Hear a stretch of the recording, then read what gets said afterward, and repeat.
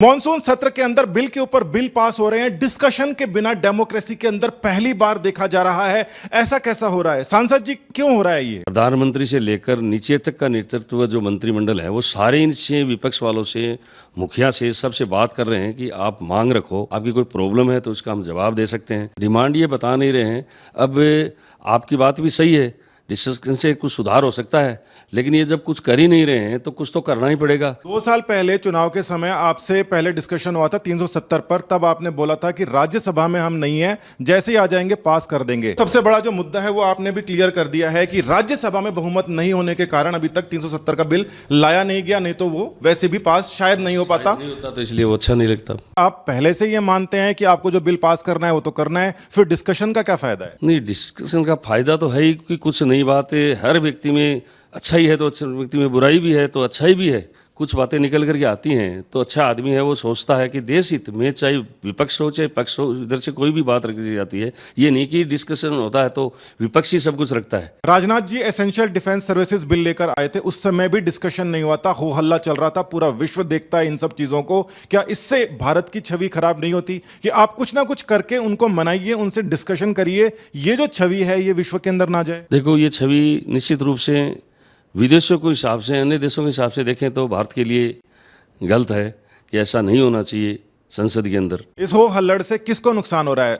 सरकार को हो रहा है, विपक्ष को हो रहा है, देश को हो रहा है, या किसी को नहीं हो रहा? नुकसान तो जो कर रहे हैं उन्हीं का हो रहा है, देश का नहीं हो रहा है। मोदी जी के नेतृत्व में देश का नुकसान नहीं हो सकता। बिल पास हो रहे हैं, उनमें संशोधन हो रहा है, और बिल में जो भी संशोधन किया जाता है, जब बैठ करके किया गया था, जो भी मोदी जी बिलों में या कोई भी मंत्री बिलों में, जो भी कैबिनेट बैठती है तो विपक्ष को भी साथ लेकर के करते हैं। राहुल गांधी ने राजस्थान में एक स्टेटमेंट दिए थे, कई वादे पूरे किए थे कि जनता का हम पूरा लोन, किसानों का पूरा लोन माफ़ करेंगे, और वो भी 10 दिन में कर देंगे।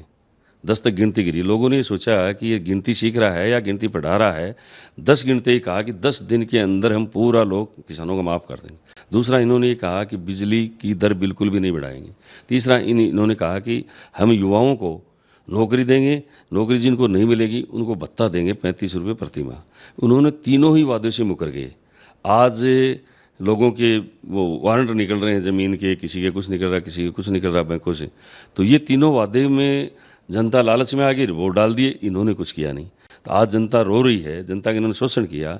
आज मोदी जी के बारे में अभी आप पूछ रहे थे, तो मोदी जी ने जो एजेंडे में वादे किए हैं वो आज पूरा करता जा रहा है। उससे चाहे उससे नुकसान हो चाहे उसमें फ़ायदा हो, जनता के हित में कर रहा है। और इन्होंने सारा कुछ वादे किए, वो सारे वादों से मुकर गए। सरकार चल रही थी, कोरोना जैसी स्थिति में इन्होंने आपके सामने क्या किया? कहीं तो प्राकृतिक आपदा जैसे लड़ाई है, ये प्राकृतिक आपदा है, जब आती है तो लोग उसमें सब सहयोग करते हैं, और इन्होंने इसमें भी कमाई कर ली। एक तरह से एसएमएस में आपके पास में पकड़े गए, और कहीं सी जगह अभी थोड़े दिन पहले एक मंत्री के वेंटिलेटर हैं और हैं, वो सारी चीज़ें पकड़ी गई हैं।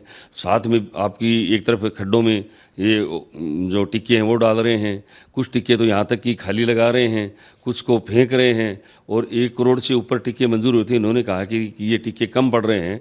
उस समय 1 करोड़ से ऊपर केंद्र सरकार राज्य सरकार को दे चुकी थी, उसमें 50% टिक्के ही इनसे नहीं लगे, और फिर भी कह रहे हैं कि टिक्कों की कमी चल रही है। तो ये थे हमारे साथ झुंझुनू के सांसद श्री नरेंद्र कुमार जी। जुड़े रहिए, धन्यवाद।